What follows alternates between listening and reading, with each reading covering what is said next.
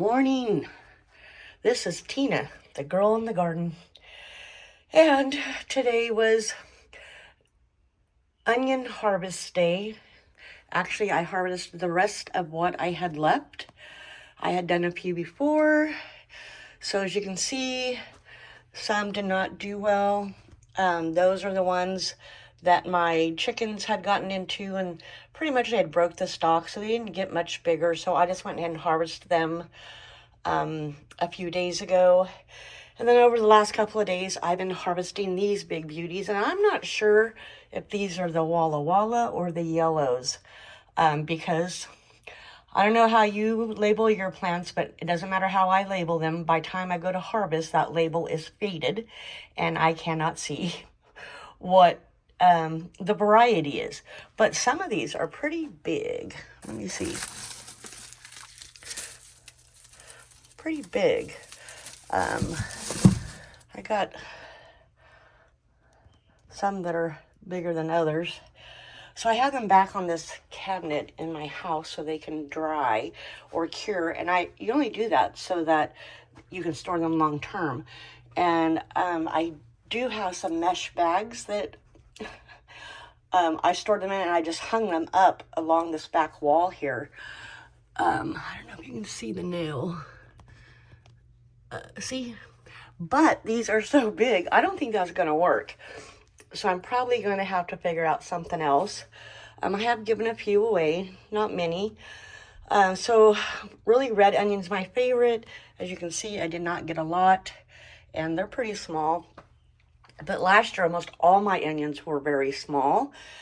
So I was very excited to get some nice big ones. So anyway, remember, you can start eating your onions now. The curing process is only for them to the outer layers to get papery so you can store long term.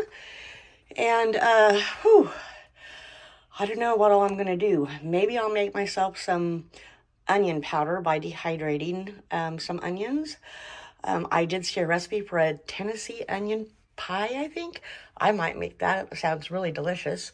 And we use onions in almost everything we cook. So I don't know. I think last year, like I said, last year everything was about that big, and I had about half this amount, and I think it lasted us about 3 months. So since I have all these that are bigger, I'm hoping that they last us about 6 months. So as these continue to cure, I will take the smaller ones and put in the mesh bags. And then I will have to find another place to store the bigger ones, because I think it's just going to rip the nail out of the wall. So that's a picture my son painted back there. Anyway, so that is it for today. Onions, onions, onions. I think I have a couple more out there in other planters, because you watch YouTube and they say, oh, interplant onions and it'll help keep the bugs away. So that's kind of what I did. I have not seen bugs yet, but it really went from cold, windy, rainy to 100 degrees like in a week. So even my seedlings that they've been started for before March. They are only like 3 inches tall. So nothing is growing in my area, or for me. It could be me, who knows. So those other onions, as I go to those pots and pull weeds or water, whatever, then I will pull out.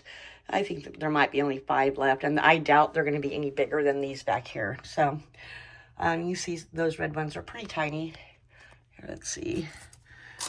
I think this is like the biggest red one. So we'll just compare it.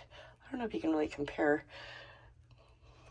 It's sitting on top of another onion. So let's let it squeeze down there. You can see the size there. There's the difference. All right. Well, folks, did you plant onions? How did your onions do? And do you make any special dishes with onions? Let me know in the comments. Do all the free stuff. Subscribe.